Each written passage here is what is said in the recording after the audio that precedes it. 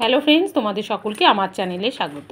আজকে আমি দুর্দান্ত স্বাদের মুসুর ডাল তৈরি করব। আমরা বাঙালিরা ডাল খেতে খুবই ভালোবাসি, তো সবসময় একঘেয়ে ডাল খেতে তো ভালো লাগে না, তাই আজকে আমি হাতে মাখা মুসুর ডাল তৈরি করব। খুবই সহজ আর খুবই টেস্টি খেতে।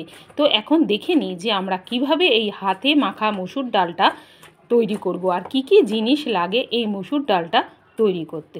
চলো এখন রেসিপিটা শুরু করা যাক। আমি এখানে মুসুর ডাল নিয়েছি হাফ কাপ মতন। তোমরা তোমাদের পরিমাণ মতন তোমরা মুসুর ডাল নিতে পারো। তারপর মুসুর ডালটাকে আমরা খুব ভালো করে ধুয়ে নেব।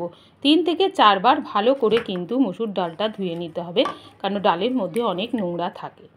ডালটা ধুয়ে নেওয়ার পরে আমি খানিকটা জল দেব, হাফ কাপ মতন জল দেব, দিয়ে মুসুর ডালটাকে আমি ঢাকা দিয়ে রেখে দেব। ঢাকা দিয়ে রেখে দেব 10 থেকে 15 মিনিট। একটা মাঝারি সাইজের আলু নিয়েছি, একটা মাঝারি সাইজের টমেটো, পেঁয়াজ, কাঁচা লঙ্কা আর 4টে মতন রসুনের কোয়া নিয়েছি। এগুলোকে কেটে নিতে হবে। তো এখন 15 মিনিট পর ডালটা দেখো অনেকটা ভিজে গেছে আর একটু ফুলে উঠেছে। এবার জলটাকে ঝারিয়ে রেখে দেবো। এবার আমি আলুটাকে আলু ভাজার মতন লম্বা লম্বা কেটে নিয়েছি, পেঁয়াজটাকেও লম্বা করে নিয়েছি, টমেটোগুলোও লম্বা করে কেটে নিয়েছি, আর কাঁচা লঙ্কাটাকে কুচি করে কেটে নিয়েছি, রসুনটাকেও কুচি করে রেখে দিলাম। এবার সব এগুলো কাটা হয়ে গেছে। এবার আমরা কি করব, একটা বাটি নেব। বাটির মধ্যে জল ঝরানো মুসুর ডালটা নিয়ে নেব। মুসুর ডালটার মধ্যে আমরা দেব যে আমরা আলুগুলোকে আলু ভাজার মতন কেটে রেখেছিলাম সেইগুলো দিয়ে দেব। তারপর পেঁয়াজের টুকরোগুলো দেব, তারপর টমেটোর টুকরোগুলোকে দিয়ে দেব, দিয়ে কাঁচা লঙ্কা টুকরোটাকে দেব। দেওয়ার পরে আমরা দেব একটু হলুদের গুঁড়ো হাফ চামচ, কাশ্মীরি লঙ্কার গুঁড়ো, আর দেব হাফ চামচ ধনের গুঁড়ো, আর নুন স্বাদ অনুযায়ী দেব। নুনটা তোমরা নিজেদের স্বাদ অনুযায়ী দেবে। আমি 1.5 চামচ মতন নুন অ্যাড করেছি, আর 1 চামচ মতন কাঁচা সর্ষের তেল এর মধ্যে অ্যাড করে দিলাম। একটু ভালো করে চেপে চেপে মেখে নিতে হবে।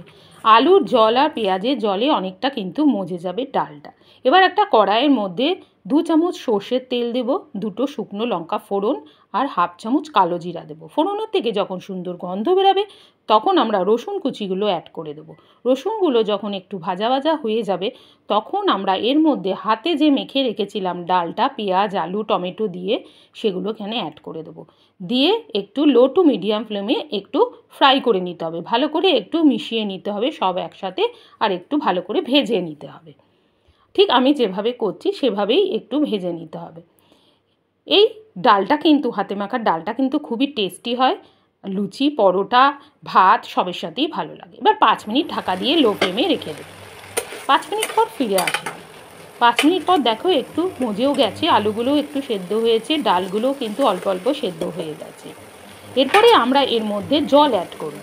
আমি গরম জল নিয়েছি, যে বাটির মধ্যে ডালটা মেখে রেখেছি এটা ধুয়েই আমি 1.5 কাপ জল এখানে অ্যাড করব। এই হাতে মাখা ডালটা কিন্তু একটু ঘন ঘনই খেতে ভালো লাগে।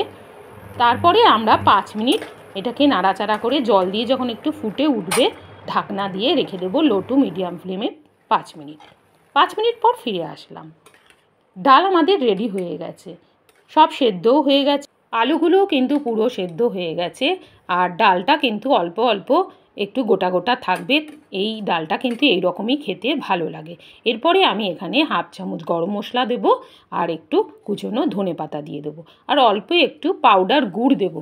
তোমরা ইচ্ছে করলে গুড় দিতেও পারো, নাও দিতে পারো, বা চিনিও দিতে পারো। দেখো রেডি হয়ে গেছে আজকে আমার হাতে মাখা দুর্দান্ত স্বাদের ডাল, মুসুর ডাল।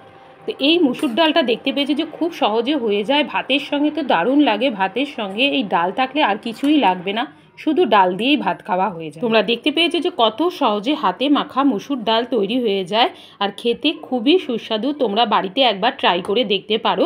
তোমাদের যদি আজকের এই হাতে মাখা মুসুর ডালের ভিডিওটা ভালো লেগে থাকে, লাইক কমেন্ট শেয়ার সাবস্ক্রাইব করো। তোমাদের সাথে দেখা হবে নেক্সট কোনো ভিডিওতে। বাই।